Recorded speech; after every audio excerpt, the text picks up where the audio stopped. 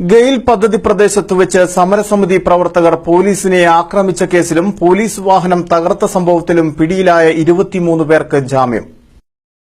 കോടതി റിമാൻഡ് ചെയ്ത പ്രതികൾക്ക് ബുധനാഴ്ച വൈകിട്ടാണ് പട്ടാമ്പി കോടതി ജാമ്യം അനുവദിച്ചത്. എന്നാൽ വ്യാഴാഴ്ച കൂടി ഇവർക്ക് ജയിലിൽ കിടക്കേണ്ടിവരും. ജാമ്യം അനുവദിച്ചവരുടെ പേപ്പർ വർക്കുകൾ പൂർത്തിയാകാത്തതാണ് ജാമ്യം അനുവദിച്ചിട്ടും പുറത്തിറങ്ങാൻ കഴിയാത്തത്.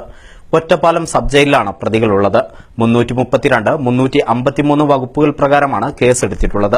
ഇതിനു പുറമെ വാഹനം തകർത്തതിന് PDPT വകുപ്പ് പ്രകാരവും കേസെടുത്തിട്ടുണ്ട്.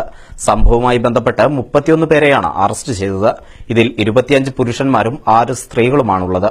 6 സ്ത്രീകൾക്കും അജ്മൽ എന്നയാൾക്കും ആദ്യം തന്നെ ജാമ്യം അനുവദിച്ചിരുന്നു. ടിയർ ഗ്യാസ് ഉപയോഗിച്ചതിൽ പരിക്കേറ്റ മിൻഷ ഇപ്പോൾ തൃശൂർ മെഡിക്കൽ കോളേജ് ആശുപത്രിയിൽ ചികിത്സയിലാണ്. ഇവർ ഇപ്പോഴും പോലീസ് കാവലിലാണ്. ബാബ എന്ന മുഹമ്മദ്, ഉണ്ണികൃഷ്ണൻ, അഷ്റഫ്, മുസ്തഫ, ഹക്കീം, ജമാൽ, ഷമീർ, ബാബു, കുഞ്ഞവറു, രാജൻ, മുഹമ്മദ് ഷഹീൽ, ഷുക്കൂർ, മുഹമ്മദ് അലി, അബ്ദുൽ ഗഫൂർ, നൌഫൽ, മുസ്തഫ എന്നിവർക്കാണ് പട്ടാമ്പി കോടതി ജാമ്യം അനുവദിച്ചത്. News bureau, Thrithala.